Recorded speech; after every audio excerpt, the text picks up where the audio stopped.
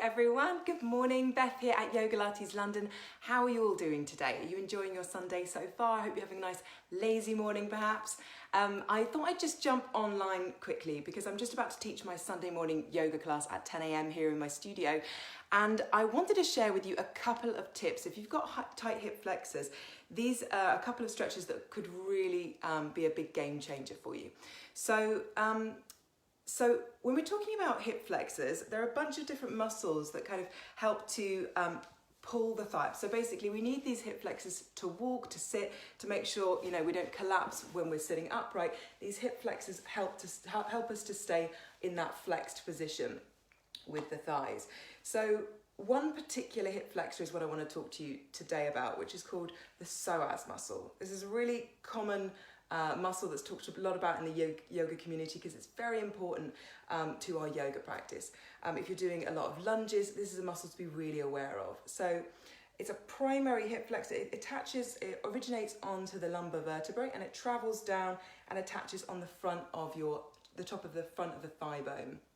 So what happens is when it engages, the thigh will kind of pull up. So if you're sitting a lot through the day, if you're at a desk, if you're in an office, if you're sitting in a car a lot, this muscle might be chronically tight for you, as well as the other hip flexors involved as well. But why this muscle in particular is important is because if the psoas muscle is chronically tight, it will likely pull your lower back forward into an arched position.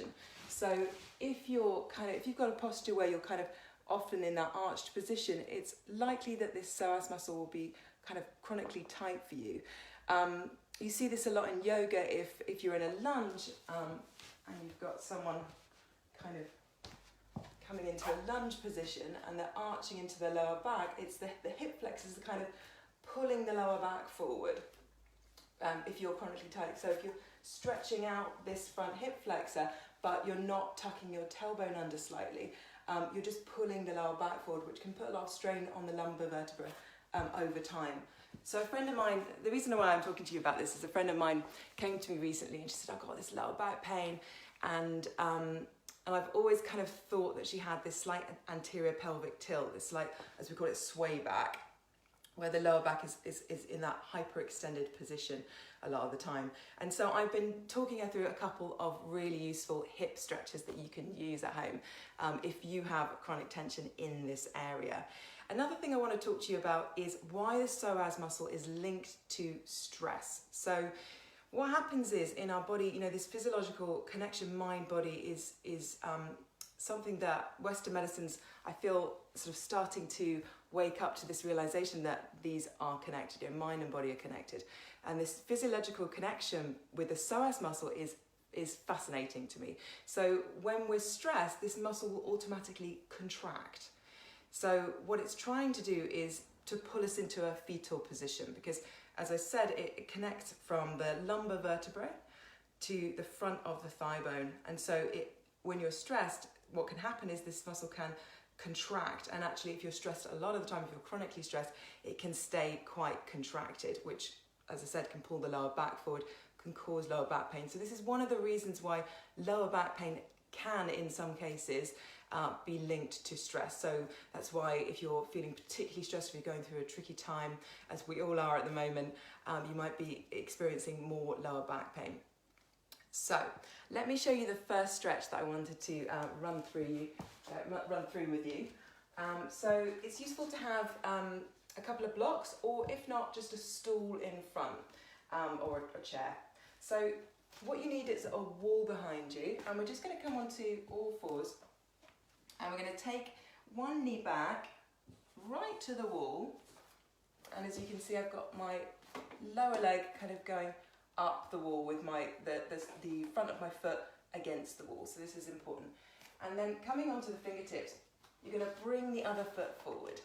So this is a kind of variation of the classic lunge. So if you find that this is too much, just do a classic lunge with the back leg straight back, so without the wall. But this is a great one for tight hip flexors. I really love this stretch. Go really carefully though if you've got any lower back sensitivity.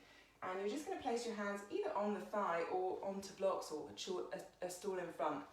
And it's really important to be careful like I said in the beginning of the video, you know, not to arch into the lower back, to really focus on slightly tucking under that tailbone to get that length there in the front of the hip. And I'm really getting a nice stretch there, so I hope you are too. That lovely sense of opening, and we want to, like I said, protect the lower back, so that slight tuck under, and you can always come higher up if you want to, or onto the thigh to kind of add a little bit more juice to that stretch. Breathing into it, holding it for, as we say in yoga, about 5 breaths, or however long you wish to. So coming nice and gently out there, always using support as well, especially if your lower back is a bit tricky. Another stretch you can do, which is a bit more of a passive yin style stretch, which is possibly one of my favourite yoga stretches ever. I'm going to move the camera slightly so that you can see more of me for this one.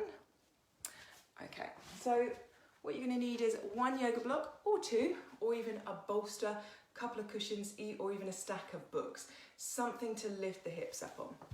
And the height that you have really depends on how high you want to go into this slight back bend.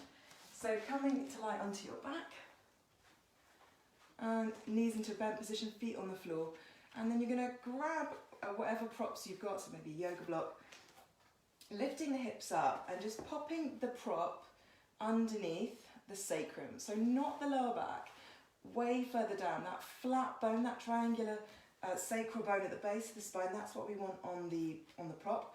So whatever you've got, a stack of books, a bolster maybe, a big cushion, or maybe if you're on a block you want to take it higher. So it really depends on how much of a stretch you want here and how it's feeling in your lower back. So let's start low, and then that might be just enough just to kind of release the hips. If you want to, you can take one leg out, and you can't see my legs, but I'm just popping that foot on the floor and just relaxing it, and then the other leg out. So what I'm going for is a little bit of an openness all across the front here. Really, really nice stretch. You can also take the arms overhead, holding the elbows. And for me, like, it feels nice to go a little bit higher, so I would find the next level, and that's sort of giving me even more of a stretch. You know, you could do this in regular yoga and just hold it for a short period of time. I really like doing this as a yin stretch though, and holding it for 3 to 5 minutes, and really just having that passive stretch here. And it also gives me a slight back bend, which I think feels really nice for my lower back, but obviously always with yin yoga, take it at your own pace, find the level that feels okay for you. So we don't want pain in the lower back. So if you're feeling that, you can always rebend the knees, put the feet on the floor. I would suggest holding the prop as you take the knees back into a bent position after you finish this pose. Just go really slowly. If you're on the high level, come down bit by bit. You know, take your time coming out of it, and then slowly coming down, just resting with the knees bent for a few moments, maybe knees together if that feels good. Just breathing into it. So it's really important, if you've got lower back pain, to be aware of this, this stress component, how stress can affect your lower back pain, and to take time to do some relaxing restorative yoga postures if you can. You know, 5 minutes, 10 minutes, maybe even legs up the wall if you like that. You know, finding time in your day to relax the body, to instigate this parasympathetic side of the nervous system, this rest and digest, can be so helpful with healing.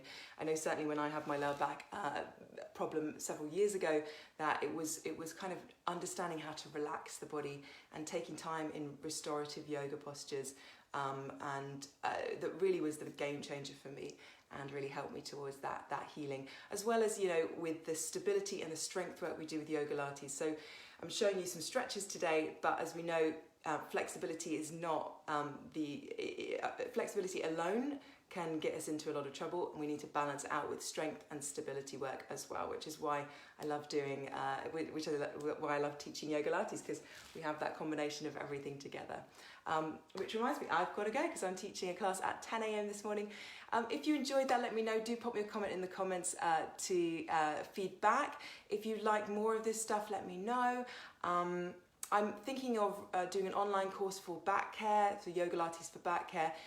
If that's something you're interested in, pop me a comment, let me know, or DM me, message me to say hello. I'd love to hear from you. As you guys know, I'm opening the current term of Yoga Lattes classes this week. So from this Thursday, you can join for the next 6 weeks. Sunday morning yoga, Thursday evening Yoga Lattes with all of the replay videos that you can download and keep and watch again and again. So for 6 weeks, 12 classes is less than 60 quid. So if that's something you are interested in, let me know. All the details are on my website. So head there, yogalateslondon.com. And I will see you guys really soon. Have a lovely Sunday. Take care, everyone.